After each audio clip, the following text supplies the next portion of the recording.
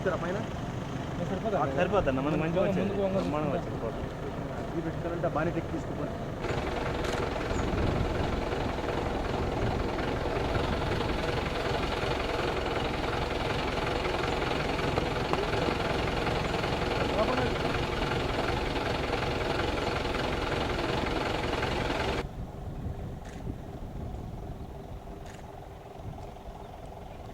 తెలియదు వాడు చేసింది కానీ ఇప్పుడు చేయమని ఏమన్నా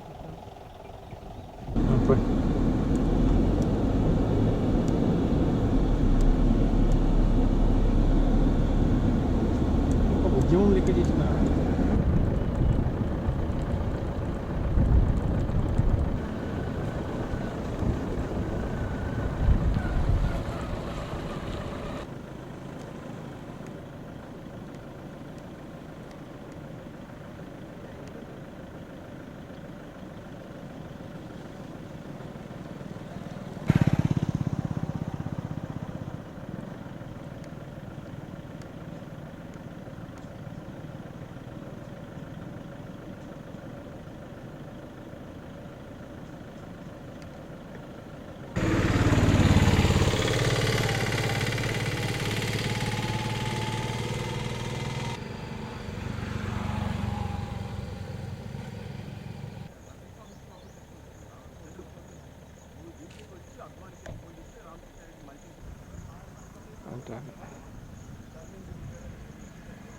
ఫార్మర్ స్లోగా ఉంది.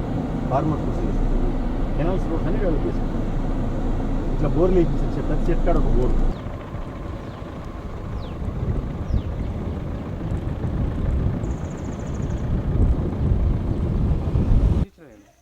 నమస్తే తెలంగాణ వాళ్ళు తీసుకున్నారా? ముందుకు రాదా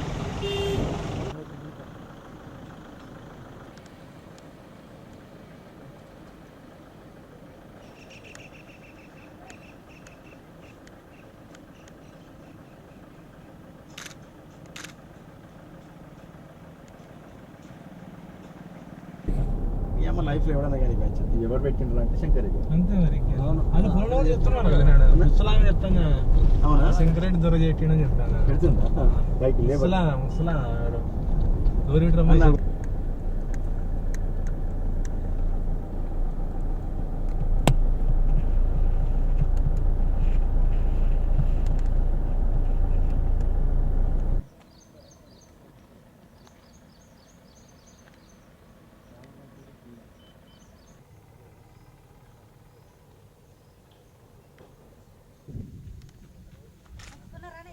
మంచిగా బాగుండ్రా మీరు?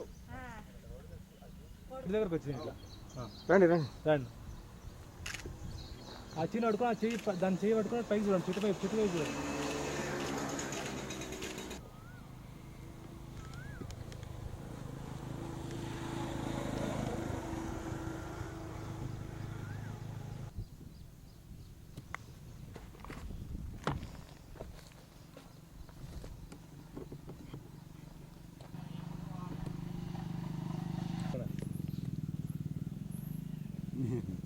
ఎవరిని తెలియకుంటున్నాడు ఏ గారు ఏం సార్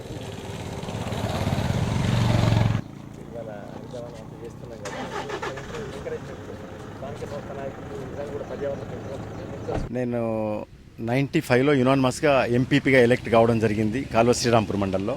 నేను ఎలక్ట్ అయిన తర్వాత నాకు ఏం ఆలోచన వచ్చిందంటే యునానిమస్గా ప్రజలు ఎన్నుకోవడము, తర్వాత ఇక్కడ ఉన్నటువంటి ఈ రోడ్ సైడ్ చెట్లన్నీ కూడా నాటితే బాగుంటుంది, వాతావరణం కాలుష్యం కానివ్వండి, వర్షాలు కానివ్వండి ఎక్కువ వస్తాయి, వాతావరణంలో మార్పు ఉంటుంది అనేటువంటి ఒక ఆలోచనతో మరి బెంగళూరు చెన్నై లాంటి పట్టణాల్లో చూసిన తర్వాత నాకు అనిపించింది ఏంటంటే మన దగ్గర ప్రాతినిధ్యం వహించే మండలంలో ఏదో ఒక రోడ్ తీసుకోవాలనేటువంటి ఆలోచనతో ఈరోజు 11.5 కిలోమీటర్లు కాల్వ శ్రీరాంపూర్ మండల్ హెడ్ క్వార్టర్ నుంచి gate way of Kalva Srirampur revenue village ఎక్కడ దాకా ఉంటుందో అక్కడి వరకు అంటే పెగడపల్లి విలేజ్ సబ్ స్టేషన్ వరకు 11.5 కిలోమీటర్లు వస్తుంది.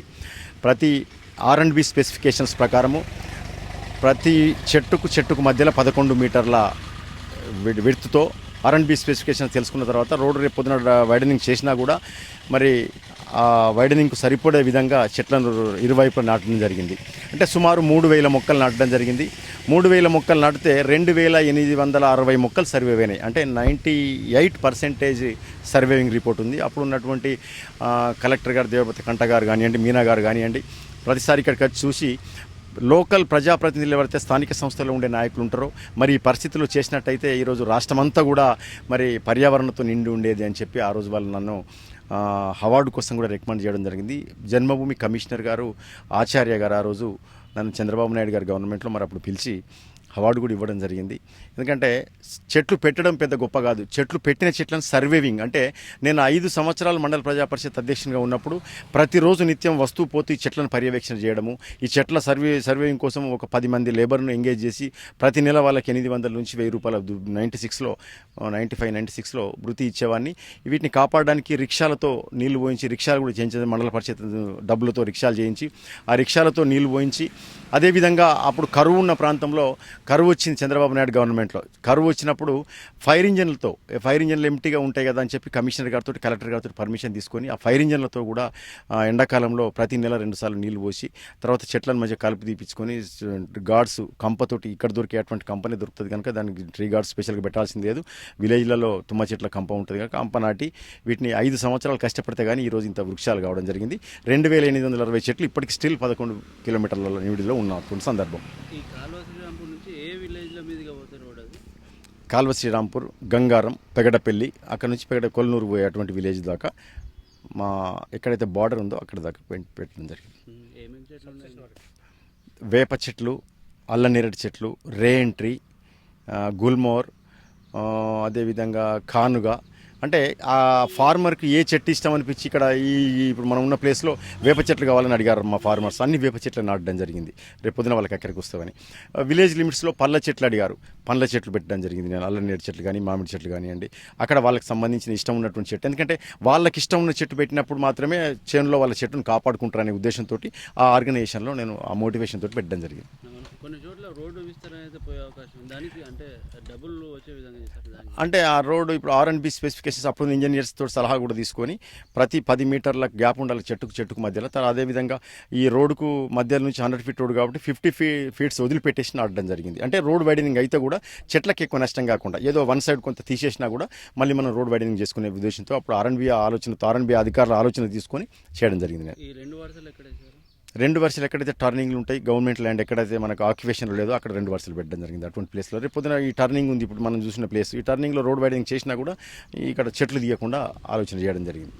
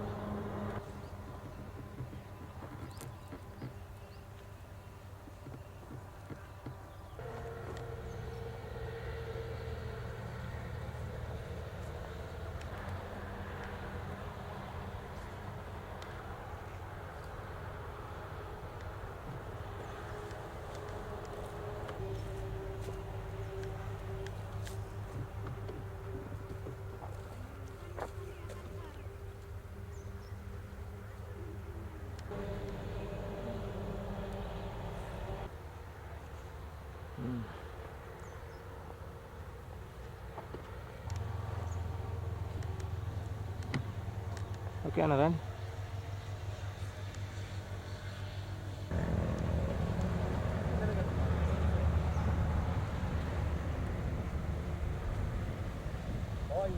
ఇప్పుడు అన్ని వృక్షాలు అయిపోయినాయి, చాలా పెద్ద ఈ 20 years ఏజ్ అయిపోయింది చెట్లది, బాగా వృక్షాలు అయిపోయినాయి. ఈరోజు నిజంగా కూడా చూస్తే నాకు ఒక సంతృప్తి ఉంది. ఏంటంటే నేను మండల ప్రజా పరిషత్ అధ్యక్షునిగా ప్రజలకు ఒక మంచి ఆక్సిజన్ ఇచ్చే అటువంటి అవకాశాన్ని కల్పించిన, నా మండలంలో వర్షాలు రావడానికి కూడా మరి ఆల్మోస్ట్ ఇది ఈ లెక్క తీసుకున్నట్టయితే 11.5 కిలోమీటర్ల లెక్క తీసుకున్నట్టయితే సుమారు 200 ఎకరాల పర్యావరణాన్ని పెంచిన కిందకే లెక్క అది మనం విడుతుల్లో చూసుకున్నట్టయితే.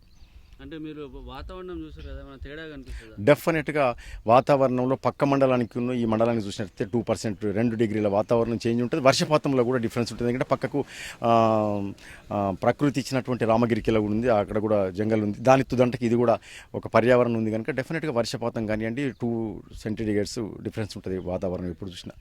దీని అంటే గ్రామస్తుల మీద ప్రభావం ఉంది అంటే ఇది చూసి చాలా ప్రభావం ఉంది. గ్రామస్తులందరూ కూడా హ్యాపీగా ఈ చెట్టు ఎవరు పెట్టిన అడిగితే ఇమీడియట్గా నేను చేసిన పని ఏది జ్ఞాపకం ఉన్నా లేకున్నా చెట్లది మాత్రం శంకర్ రెడ్డి గారు ఉన్నప్పుడు పెట్టిందనే అటువంటి ఆలోచన ప్రజల్లో ఉంది.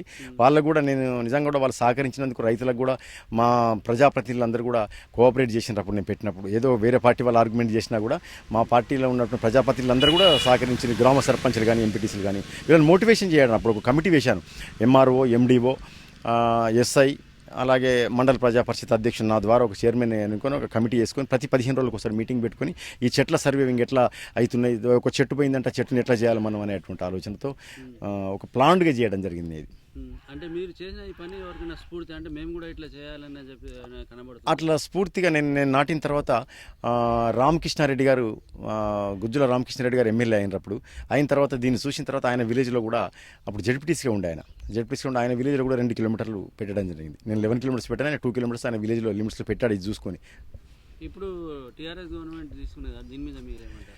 డెఫినెట్గా ఇది మనము చెట్లు పెట్టడం ఆర్భాటం చేయకుండా ఆరాటంతో పెట్టాలి. చెట్లు పెట్టడం మనము నిజంగా కూడా స్థానిక సంస్థ ప్రజాప్రతినిధులు ఇంట్రెస్ట్ పెట్టి స్థానికంగా ఉండే అటువంటి నాయకులు సర్పంచ్ కానీ ఎంపీటీసీ కానీ మండల ప్రజా పరిషత్ అధ్యక్షులు జడ్పీటీసీలు స్థానిక సంస్థ నాయకులు కార్పొరేటర్లు కౌన్సిలర్లు వీళ్ళు ఇంట్రెస్ట్ పెట్టి కనుక పెంచదలుచుకుంటే కేసీఆర్ గారి యొక్క ఆలోచనకు స్ఫూర్తిని ఇచ్చే విధంగా కష్టపడ్డట్టయితే డెఫినెట్గా హరిత వనం అంతా కూడా ఇది హరిత ప్రదేశ్గా అవతరించడానికి అవకాశం ఉంది. సీఎం గారి ఆలోచన కూడా ఏంటంటే భవిష్యత్తులో వర్షాలు మనకు పడేటువంటి ఈ వర్షపాతం తక్కువ అవుతూ ఉంది, ఎండలు కూడా వాతావరణం 50 degrees చేరుతూ ఉంది కనుక మా ముఖ్యమంత్రి గారి ఆలోచన కూడా చాలా మంచి ఆలోచన. మరి ముఖ్యమంత్రి గారి ఆలోచనకు తగ్గట్టుగా స్థానిక సంస్థ నాయకులు ఆర్భాటం చేయకుండా ఆరాటం చేస్తే మాత్రం తప్పకుండా ఈ సక్సెస్ అవుతుంది. మంచి హరిత తెలంగాణగా ఉద్భవించే అవకాశాలు ఉన్నాయి.